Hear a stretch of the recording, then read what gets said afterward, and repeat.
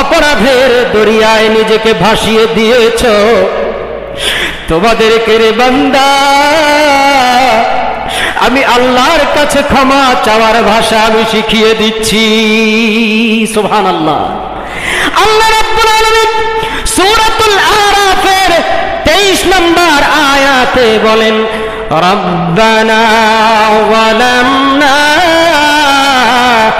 আনফুসানা ওয়া ইল্লাম তাগফির লানা ওয়া তারহামনা লানাকুনান্না মিনাল খাসিরিন।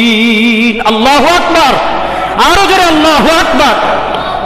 আল্লাহ বলেন, ও বান্দা আমার কাছে এইভাবে বলো, ও আমাদের রব, আমরা আমাদের নিজেদের উপর জুলুম করেছি, আমরা অপরাধ করেছি, গুনাহ করেছি, পাপ করেছি।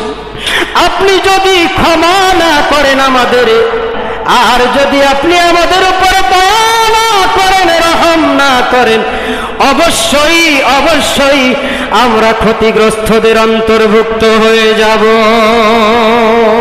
আল্লাহু আকবার। আর জোরে আল্লাহু আকবার। কেমন মালিক, কেমন রব তিনি, বান্দাকে অপরাধ থেকে ক্ষমা চাওয়ার ভাষাও শিখায়া দিছে।